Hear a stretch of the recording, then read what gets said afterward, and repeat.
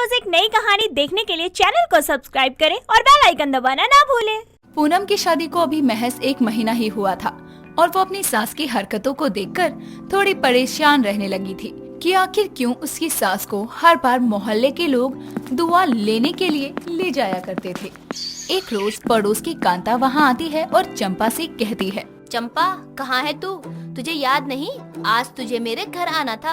अरे कांता, बस आ ही रही थी, थोड़ा तैयार तो हो लूं, वरना तेरी बहू की मुंह दिखाई रह जाएगी अधूरी। पूनम ये सब सुन रही थी कि तभी वो सोचती है, मैं जब से यहाँ आई हूँ माँ जी को देख रही हूँ, सज धज कर घर से निकल जाती हैं और उनके माथे की ये बड़ी सी बिंदी तो मुझे बिल्कुल ही अजीब लगती है।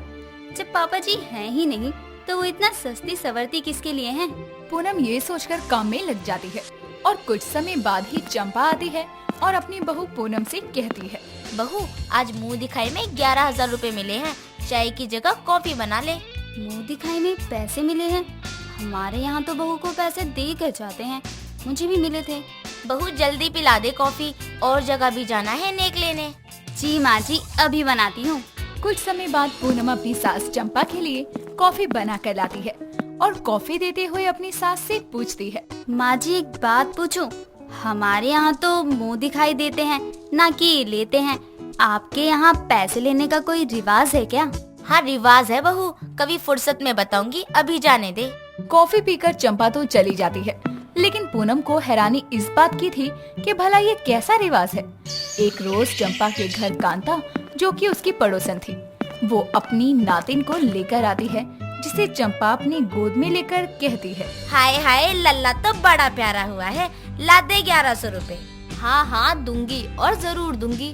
काफी समय बाद तो मेरी बेटी की सूनी गोद भरी है, बस अब इसे दुआ दे कि ये खुश रहे। चंपा तेरा लल्ला हमेशा खुश रहेगा, भगवान ने चाहा तो तेरी बेटी की फिर से एक बार गोद भरेगी। चंपा तेरे मुंह में तो घी शक्कर, तूने तो दिल की बात कह दी। हाँ हाँ हमारा तो काम ही है दुआ देना। ये सुनकर पूनम सोचती है, न जाने माँ जी ऐसी बातें क्यों ही करती हैं, मुझे तो कुछ अलग ही लगता है इनकी बातें सुनकर। कहीं माँ जी नहीं, ना जाने मैं भी क्या क्या सोच लेती हूँ। एक रोज चंपा के घर किन्नरों का समूह आता है और जब चंपा उन्हें देखती है तो अपनी बहू से कहती है, बहू ये लोग जब तक चले न जाए तो बाहर मत आना। जी माँ जी जैसा आप कहें। तभी पूनम उन किन्नरों की बातें सुनती है। अरे अपनी बहू को दिखा देती चंपा, बेटे की शादी क्या की, तू तो आती ही नहीं। जल्द ही काम पर आऊंगी, बताओ काम धंधा कैसा चल रहा है? सब अच्छा चल रहा है, तेरी कमी है बस। ठीक है थोड़े समय बाद आऊंगी, और बहू अभी काम करने में लगी है, और कभी मुंह दिखाई करना। ये सुनकर पूनम फिर सोच में पड़ जाती है। न जाने मुझे ऐसा क्यों लग रहा है कि माँ जी और किन्नर का कोई कनेक्शन है। क्या करूं? जो भी हो मुझे जानना तो होगा ही। पूनम को बेचैनी सी होने लगती है। एक रोज पूनम अपने पति के साथ पड़ोस की शादी में शामिल होती है और जैसे ही दूल्हे की एंट्री होती है वैसे ही वहाँ चंपा ताली बजाते हुए लड़के को कहती है, बधाई हो दूल्हे राजा, अभी पैसे तो तुझे देने पड़ेंगे चिकने। ये देखकर पूनम चौंक जाती है कि उसकी सास किन्नर है और ये देखकर अपने पति रोहित को वो कहती है, ये माँ जी को क्या हो गया है? ऐसे तो किन्नर लोग करते हैं ना? हाँ तो माँ भी तो किन्नर है, उनको अपना काम करने दो, तब तक ना हम कुछ खाते हैं। तुमने मुझे पहले क्यों नहीं बताया कि तुम इस किन्नर की औलाद हो? यहाँ तमाशा करने की कोई जरूरत नहीं है, समझी? जो पूछना है ना और जो कहना है घर जाकर बात करना, ठीक है? मुझे तुम्हारा यहाँ पर कोई तमाशा नहीं चाहिए। तभी पूनम अपनी सास को देखती है और वो अब की बार तो तालियां बजा बजा कर नाच भी रही थी और लड़के को कहती है, ये चिकने मैं 5,000 में नहीं मानेगी, मेरे को तो 21,000 लगेगा, वरना अंदर आने की सोचना भी नहीं। ये सब देखकर पूनम घर आ जाती है और अपनी सास और पति के आने का इंतजार करती है।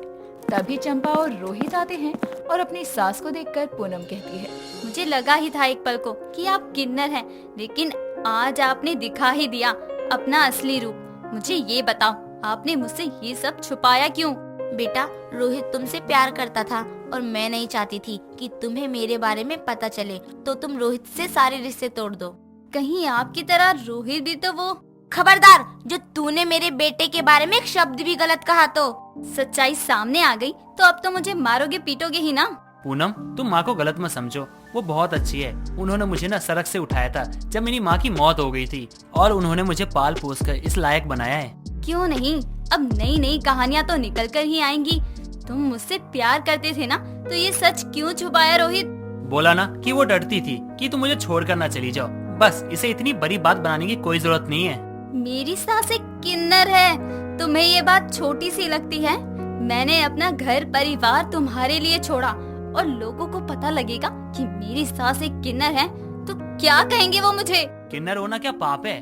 तुम उन लोगों की बात कर रही हो जो अपनी किस्मत में कुछ अच्छा होने के लिए हर खुशी में सबसे पहले किन्नर को नेक देकर उनसे दुआ करने के लिए कहते हैं। उससे तुम्हें शर्म महसूस हो रही है क्योंकि वो तुम्हारी सास है? हो रही है मुझे शर्मिंदगी महसूस, और इसके जिम्मेदार भी तुम ही हो।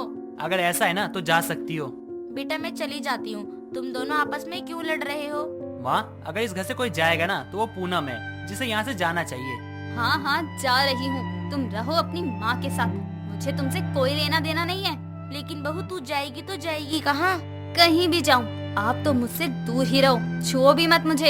ये बोलकर पूनम आधी रात को घर से निकल जाती है, लेकिन चंपा को चिंता होती है कि इतनी रात को पूनम जाएगी तो जाएगी कहाँ।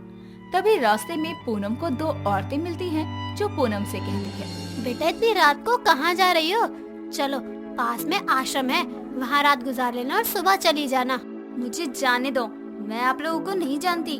मुझ पर विश्वास रखो बेटी, आओ चलो हमारे साथ। ये सुनकर पूनम उन औरतों के साथ आश्रम चली जाती है, जहाँ पर अपने घर से निकाली गई विधवा औरतें रहा करती थी।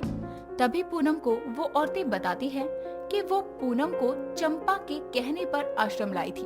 बेटी पता है ये आश्रम चंपा जी का है, जो रोड पर रह रहे असहाय वृद्ध लोगों, औरतों और बच्चों को यहाँ रखकर उनका खर्चा उठाती हैं। चंपा वो किन्नर? किन्नर तो दुनिया के लिए है, हमारे लिए तो हमारी माँ से भी बढ़कर है। यहाँ जितने भी लोग हैं उनकी देख रेख चंपा ही करती है। हाँ तभी तो उन्हें लोग इतना प्यार देते हैं सब। हाँ आज उसकी वजह से यहाँ रह रहे लोग अच्छी जिंदगी जी रहे हैं।